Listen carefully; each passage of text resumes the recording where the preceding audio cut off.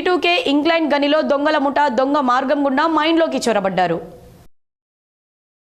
గోదావరి కని 2A మైన్లో LHD వాహనాలను దింపడానికి ఉంచిన టన్నెల్ మార్గం ద్వారా దాదాపు 8 మంది దొంగలు మైన్లోకి చొరబడ్డారు.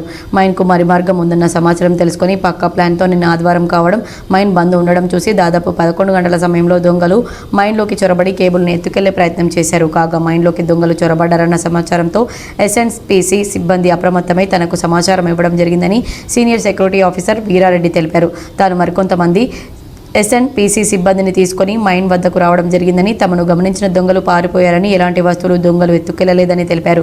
GDK2A మైన్లోకి LHD, SDL యంత్రాలను పంపడానికి ఉంచిన పాత టన్నెల్లోను దొంగలు చొరబడినట్లు తెలిపారు. మైన్కు వెంటిలేషన్ కొరకు LHD, SDL యంత్రాలను దింపడానికి ఉపయోగం ఉన్న కారణంగా ఆ దారిని మూసివేయడం జరగలేదని వెల్లడించారు. సింగరేణి ఆస్తులకు నష్టం వాటిల్లకుండా SNPC సిబ్బంది పనిచేస్తుందని, ఇంకా రాత్రి వేళల్లో గస్తీ తిరిగి ఏర్పాట్లు చేస్తామని తెలిపారు. 7వ తేదీ 3వ బదిలీలో రాత్రి సుమారు 11:30-12 గంటలకు 2A మైన్కు మన ఇంతకుముందు పాత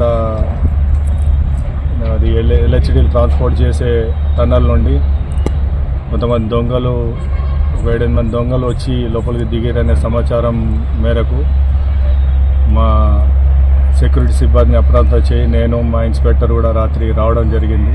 ఇక్కడ వచ్చి 4 టీంలను గ్యాదర్ చేసి వీళ్ళు వెతకగా కొంతమంది దొంగలు వచ్చి బయటికి పారిపోవడం జరిగింది. మెటీరియల్ ఏమీ అది థెఫ్ట్ కావడం వల్ల కాలేదు లోపల.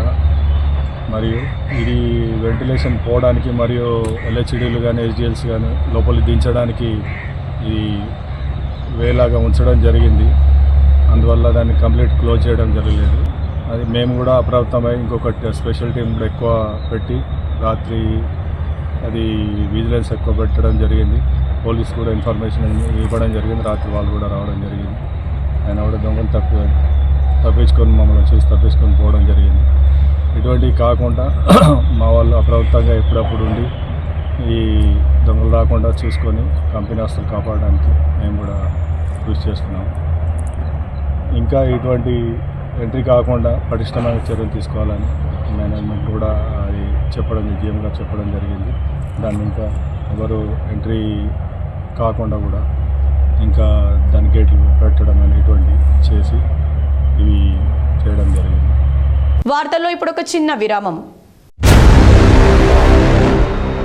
Ashok hospital Godavari Khani, doctor Ashok MBBS DNB general surgery, general laser and laparoscopy surgeon, ex surgeon Singareni hospital Godavari Khani సారథ్యంలో ప్రారంభించబడింది.